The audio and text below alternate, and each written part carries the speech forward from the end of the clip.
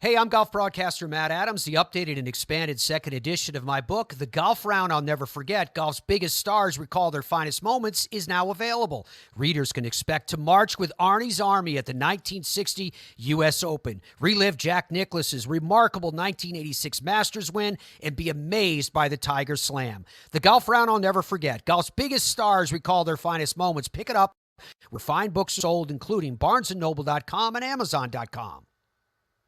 It's December 5th, and on this day in sports history in 1947, Joe Louis retained his title as heavyweight champion, but not without some controversy. The scene was Madison Square Garden. Joe Louis, the longest reigning heavyweight champion, taking on contender Jersey Joe Walcott. Louis won the heavyweight title in 1937, and for the next decade successfully defended that title against 23 challengers. Walcott was a journeyman fighter, a former welterweight with 11 losses on his record, and a former sparring partner for Louis. Jersey Joe was a serious underdog, a 10-1 long shot by most bookmakers, and yet it was Walcott who came out fighting in the first. Louis looked flat to most ringside watchers and was looking for a quick knockout. He threw a punch and walked smack dab into a counter right from Walcott. The counter stunned Louis, and the champ went down. Walcott put him on the mat again in the fourth round. Jersey Joe, now sensing he had a big lead on the scorecards, used fancy footwork, well-timed jabs, and a stinging right hand to keep winning rounds. His corner kept telling him to stay on his feet, and this fight would be in the bag.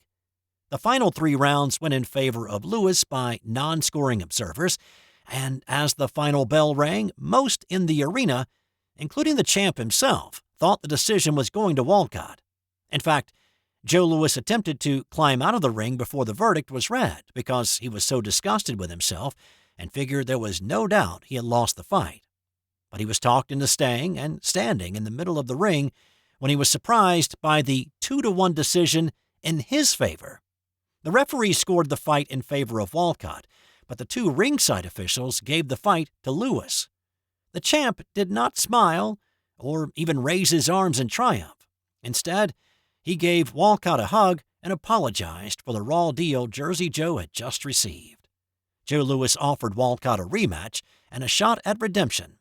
The 2 fought at Yankee Stadium 6 months later. In that fight, Louis knocked Walcott out in the 11th to once again retain the title. The rematch would be the last time Louis, a.k.a. the Brown Bomber, would defend his title.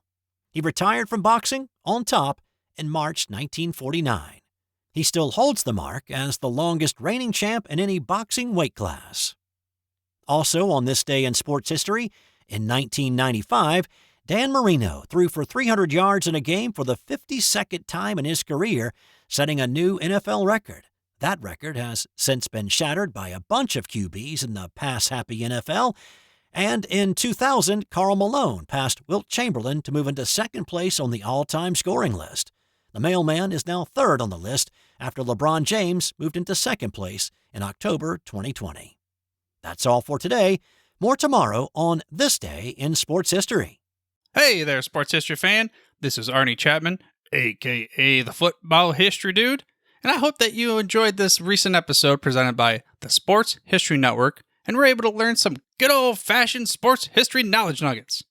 I started the Sports History Network back in 2020 with the mission to help podcasters find a community of like-minded sports history nerds, as well as helping aspiring podcasters to start their own shows.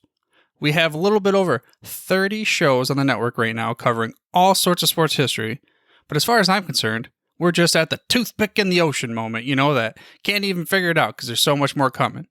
We wanted to create the ultimate headquarters for sports yesteryear, starting with Podcast Network and our website, but we're going to continue to move into other mediums as well. And here's the cool part, because we want you to be part of our team. So if you're interested in starting your own podcast, or maybe being a guest on one of our shows, or who knows, maybe even writing an article for us over on the website. Seriously, all you gotta do is reach out to us on the contact page over at sportshistorynetwork.com. You can be as technologically savvy as a Neanderthal tapping on a stone trying to figure out this whole hieroglyphics thing back in the day. Again, it doesn't matter, because even if you don't understand the whole podcast space, we have a production team that can pretty much help you out with doing everything. All you got to do, head over to sportshistorynetwork.com, head to the contact page, fill it out. That message goes right to me, and I'll reach out to you as soon as I can. But for now, dude, I'm through if you're through.